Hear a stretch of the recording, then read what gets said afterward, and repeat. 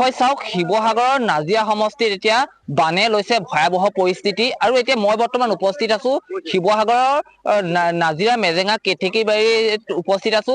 আৰু দেখিবলৈ পোৱা গৈছে বাঁহগড় যিটো ধুদৰালি, আৰু ধুদৰালিৰ ওপৰেদি এতিয়া একাঠু পৰ্যন্ত পানী, আৰু সতীৰ্থ সৌৰভমণি কাকতীয়া সামগ্ৰিক পৰিৱেশখিনি দেখুৱাব। আচলতে এয়া হৈছে শিৱসাগৰৰ বানপানীৰ ভয়াৱহ পৰিস্থিতি। আৰু যিহেতু এই মুহূৰ্তত SDRF NDRFৰ লোকে উদ্ধাৰ অভিযান কাৰণে আহিছে, ৰাইজক উদ্ধাৰ কৰিবলৈ আহিছে। আৰু মই পোনে পোনে সেইসমূহ দৃশ্য দেখুৱাইছো, কেনেধৰণৰ এক অবৰ্ণনীয় পৰিস্থিতিৰ সৃষ্টি হৈছে নাজিৰাত। আৰু নাজিৰাৰ প্ৰায় 20খনৰ অধিক গাঁও এতিয়া বানত প্লাবিত হৈছে, আৰু হাহাকাৰ পৰিস্থিতিৰ সৃষ্টি হৈছে। এইটো হৈছে আমি য'ত উপস্থিত আছো, এইটো হৈছে ঐতিহাসিক ধুদৰালি। আৰু ধুদৰালিত এতিয়া দেখিবলৈ পাইছে কেনেধৰণে একাঠু পৰ্যন্ত পানী হৈছে, আৰু প্ৰতি ঘৰত এতিয়া এবুকু পৰ্যন্ত পানী হৈছে।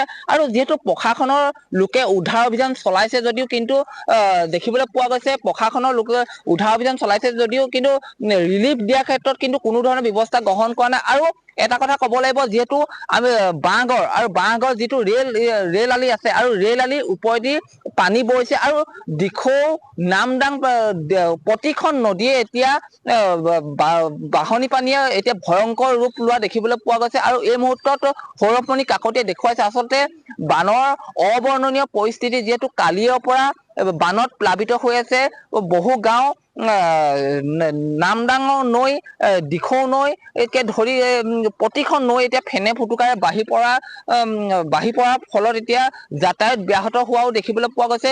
মই পোনে পোনে স্থানীয় লোক আছে, মই আপোনাৰ ওচৰলৈ আহিছো।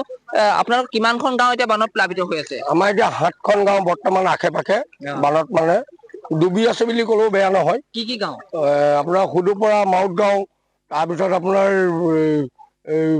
মেজেঙা, তাৰপৰা আপোনাৰ খটখটি পঞ্চায়ত, তাৰপিছত আপোনাৰ খটখটি পঞ্চায়তৰ 17খন গাঁও আছে, সেইখিনি 10খন গাঁও আছে, সেইখিনিতো কমপ্লিট ডুবিয়ে আছে।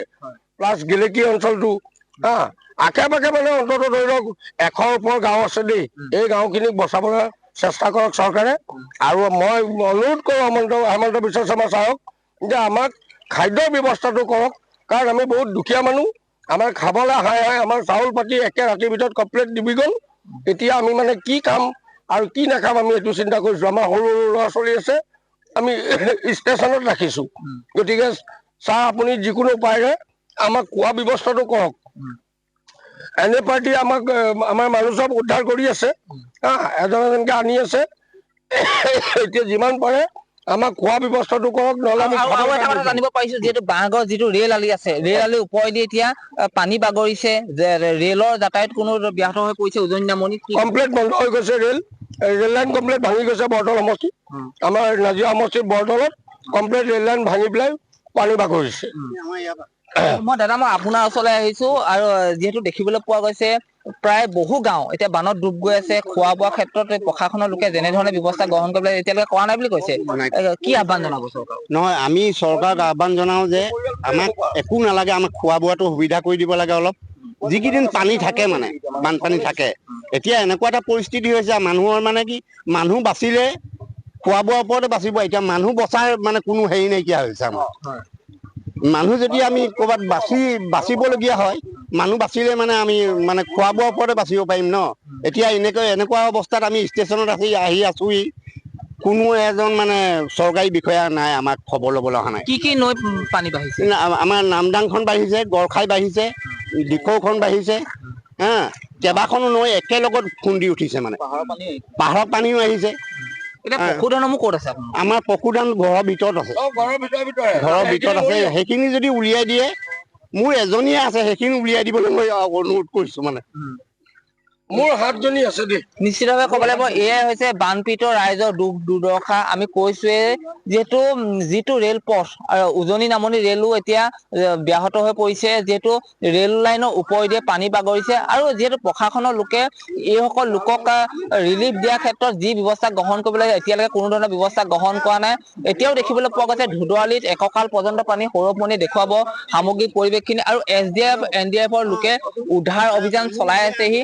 আৰু বহু পৰিয়ালৰ বহু লোক এতিয়া কিন্তু এতিয়াও ঘৰৰ ভিতৰতে আবদ্ধ হৈ আছে আৰু SDF NDRFৰ লোক আহিছে তেওঁলোকে উদ্ধাৰ অভিযান চলাই আছে প্ৰতি ঘৰৰ লোকৰ ঘৰত এতিয়া প্ৰতিজনকে উদ্ধাৰ কৰি আনিছে আৰু এনেধৰণে দেখিবলৈ পোৱা গৈছে শিৱসাগৰৰ নাজিৰা সমষ্টি এতিয়া বানে ভয়াৱহ ৰূপ লৈছে আৰু আনফালে যদি আমি ক'বলৈ যাওঁ শিৱসাগৰ সমষ্টি জাজিত আৰু জাজিতো দেখিবলৈ পোৱা গৈছে জাজি মথাউৰি ছিঙাৰ ফলত কিন্তু কেইবাখনো গাঁও এতিয়া বানত ডুব গৈছে আৰু এনেধৰণে এতিয়া দেখিবলৈ পোৱা গৈছে NDRFৰ লোকে কেতেকীবাৰী মেজেঙা কেতেকীবাৰী এতিয়া উদ্ধাৰ অভিযান চলাইছে আৰু খোৱা যিহেতু এই স্থানীয় লোকসকলে কৈছে যে কালিৰ পৰা তেওঁলোকৰ কোনো ধৰণৰ খোৱা বোৱা হোৱা নাই তেওঁলোকৰ আৰু এনেধৰণে এতিয়া NDRFৰ প্ৰশাসনৰ ফালৰ পৰা NDRFৰ লোকে ইয়াৰ স্থানীয় লোকসকলক কেতেকীবাৰী স্থানীয় লোকসকলক এতিয়া উদ্ধাৰ অভিযান চলাইছে এয়াই হৈছে বানপীড়িত ৰাইজৰ দুখ দুৰ্দশা আৰু এক্সক্লুচিভ দৃশ্য বুলি ক'ব লাগিব ND24 দৰ্শকসকলৰ এক্সক্লুচিভ দৃশ্য দেখুৱাইছো এনেধৰণে বানপীড়িত ৰাইজক উদ্ধাৰ কৰিছেহি NDRFৰ লোকে আৰু এনেধৰণে বানপানী এতিয়া ভয়াৱহ ৰূপ লৈছে আৰু বানত ডুব গৈছে নাজিৰা প্ৰতিখন গাঁও দিখৌ নামদাং নদী এতিয়া বাঢ়নি পানীয়ে বুৰাই পেলাইছে প্ৰায় 100ৰো অধিক গাঁও